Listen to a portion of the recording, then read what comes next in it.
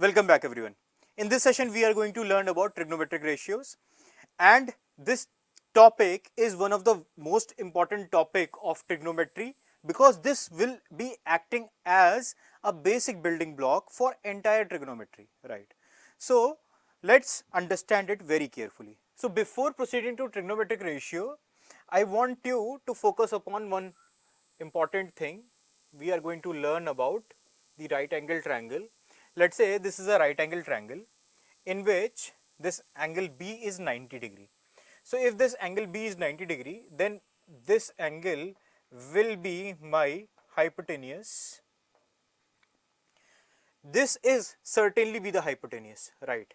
And till up till this lecture, you must have realizing that this will be base and this will be your perpendicular.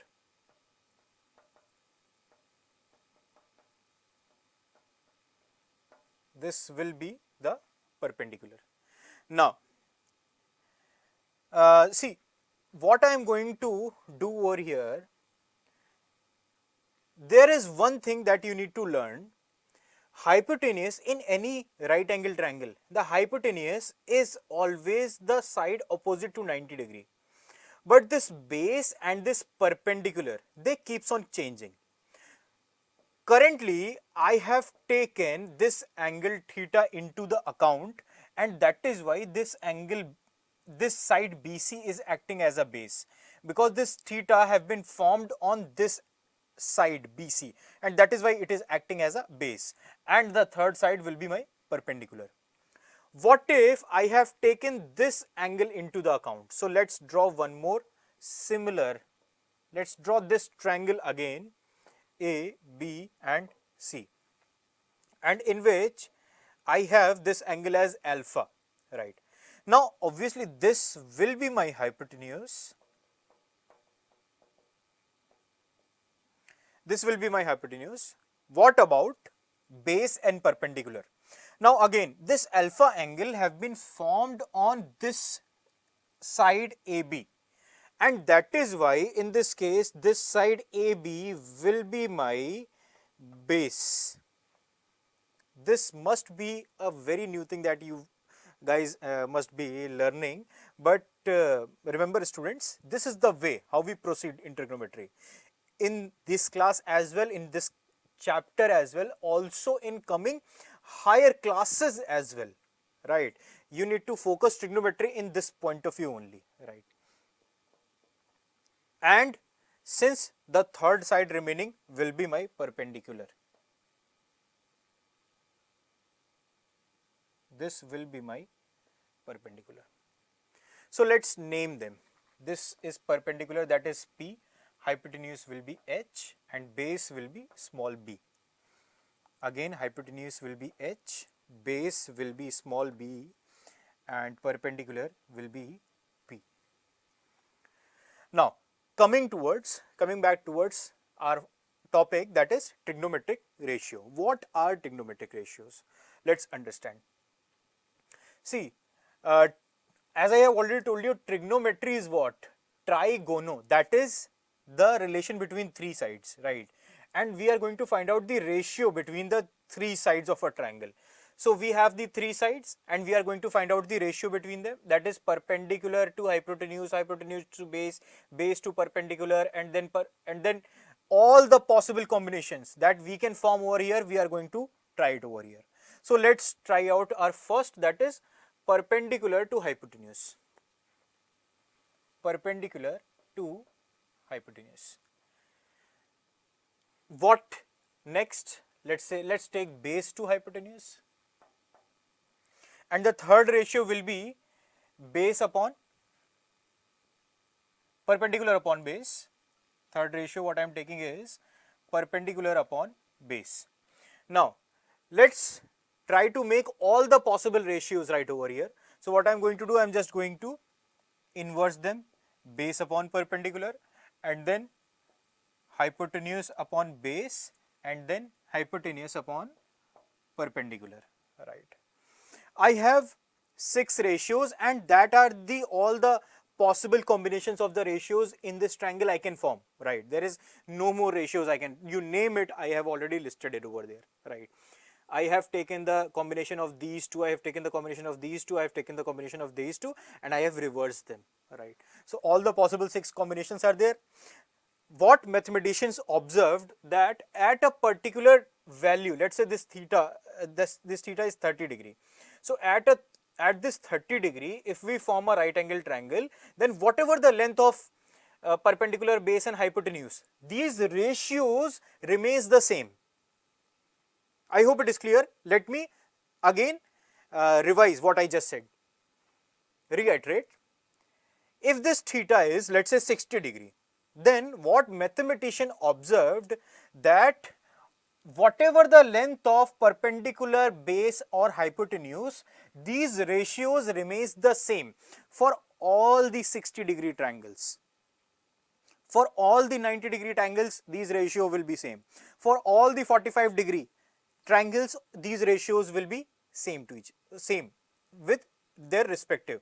For example, this perpendicular upon height, let's say I have made a 45 degree triangle of this length and I made a this much length, again double of its dimension, then the ratios, corresponding ratios will be same.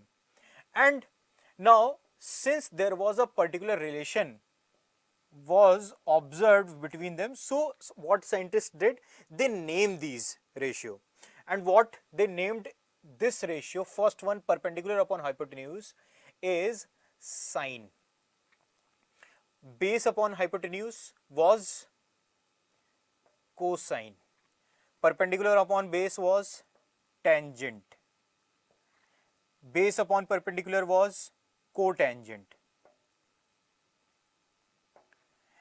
Hypotenuse upon base was, this is secant, and then hypotenuse upon perpendicular is cosecant.